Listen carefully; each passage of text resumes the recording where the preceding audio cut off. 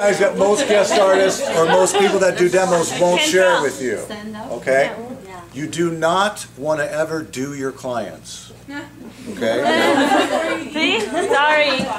You know what I mean by that? Do your clients? You want to do them, but don't do them. Okay?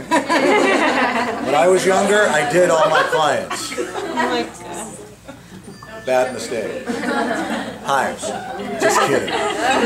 This is the funniest story you'll ever hear. I'm doing my very first client. I'm not a freshman. I'm all cocky. I'm all this. I'm all that. I'm going to be great at this. I do this lady. I'm a guy. I got ginormous hands, and I'm uncoordinated, as you could imagine. I'm trying to do a curling iron on this lady. I've never done a curling iron. I've never curled hair in my life. It's the first person I'm doing. So she's in the chair. I'm right over there. I'm doing this curling iron. I fry her forehead. She goes, "Oh God!" Everybody in the room turns around and looks at me, and I was like, have you ever been in your life you want to melt? You know that feeling? I just want to die or just go invisible right now, right? So everybody's looking at me, and I'm like, oh God, I'm so mortified, right? I'm just trying to hold, but I'm holding face, you know? So yeah, so I burned your forehead a little bit, so what, you know? I mean, it was a singe. And because I was so freaking nervous, I was like, because I was so afraid I was going to burn her that I did burn her, right?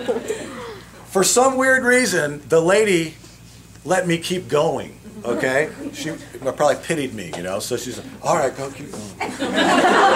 So now everybody in the room is like, they're not really looking, but they're kind of.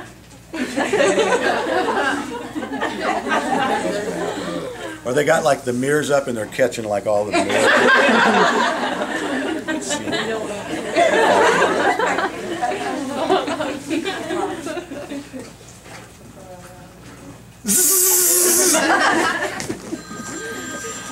Burned it again. She slept out another scream. God, Jesus, what you're doing to me. That was it. I just freaked out. I was like, oh my God. I went and found somebody to finish. I just left. I'm like, it was fun. I've done all kinds of crazy shit. I actually have stabbed people in the head with scissors. During a hair show, I literally put a scissors this far into a person's skull. She had white bleached hair. It started bleeding. It was like spouting on stage. It was all red like this, and I kept on going. Like I was thinking, what the hell am I getting out of this? Right? Picked her up and I said, let's go. When we walked up. She did go to the emergency hospital. Her name was Melinda, and she was cool. She was like a groupie. She would go to all of our shows in all different states. And she lived in Indiana, so anything in the Midwest, she would show up. And so I cut her all the time. And she was such a trooper that after she got out of the emergency ward, she came back and wanted to go back into the show with stitches on her head. Is that mirror? You got you, the client, and the mirror. A lot of tension and stress there, you understand? You're looking at her. She's looking at you. You don't want to look at her, so you're kind of like. And then as soon as she catches your eye, she's like. You're like, oh my God, you're paralyzed, right? I can't look anywhere because I. So you get paralyzed. So all of a sudden, because this is like a judgment. There's the judging mirror. She's judging me. I can't maneuver myself. I am now paralyzed. Okay? There's nothing in the world, there's nothing in the beauty business that says anywhere that this person has the right to look at you in that mirror. You guys get that? Okay? I just turn her away from the mirror. I'm in charge. She wants to go back to the mirror, I turn her away from the mirror. She wants to go, because people always gravitate towards the mirror. I turn her away from the mirror. You guys understand? That's what you do. Once she comes back here, you don't have to deal with all that stress. There's no reason to deal. Turn her away from the mirror. Okay? Stand her up. Bring her away from the mirror. Okay, I'm cutting her standing. All of you guys that are new in this class, all these guys know that I cut all my clients standing. And nobody sits. And the reason nobody sits is because I don't want to do a haircut for a floating head. I want to do it on a person with a body. Have you ever seen a haircut that does not match a girl's butt? I've seen plenty of them. That's because the hairdresser wasn't backing away and watching and looking and balancing the body with the hair. Okay? Another thing is, it's easy for me. When she's standing, I'm up here, I'm cool, I'm not bending over. I can do 150 clients in one day and not even be tired at the end. If I'm doing this all day long, after 4 clients, I'm dead. I'm dead. Client taller than you? Taller than me? Yeah. Stand up? How? He gets on the stool. I have this one girl that's about 4'8", little tiny girl. She's ingenious.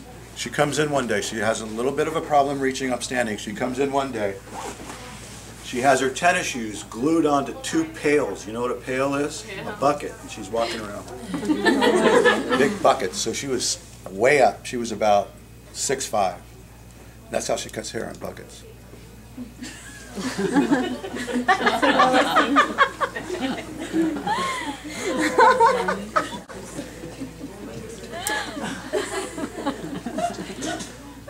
That's bullshit. Men's haircuts are super therapeutic because you get to work with them and mold them and in and out, and you don't have the stress of the lady stress, you know, and you're just in there, and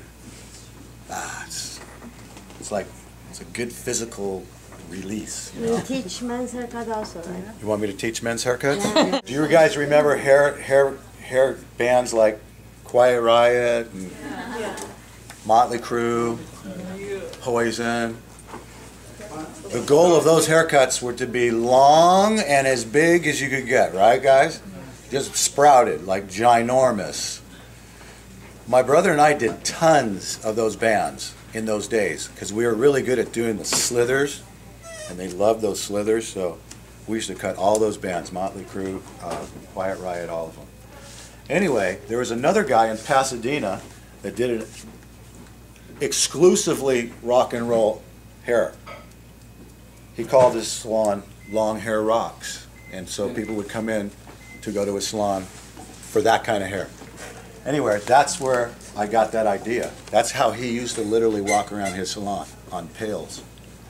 He put these shoes and he glued them onto pails and he would walk around with them because his style was always to be way up on top of them where he cut. And that's how he got way up there. You ever seen the movie Shampoo? Yes. Amazing movie. Everybody go rent Shampoo. It will come dresser that is like one of the best hairdressers in Beverly Hills, and he goes around and he basically rides a motorcycle and he basically goes to bed with all of his clients. And it's an amazing movie because it's really well acted, but that was the movie, that was one of the movies that really convinced me to come over here and look at the school. I was like, my God, that guy's so cool. I think I want to be that guy.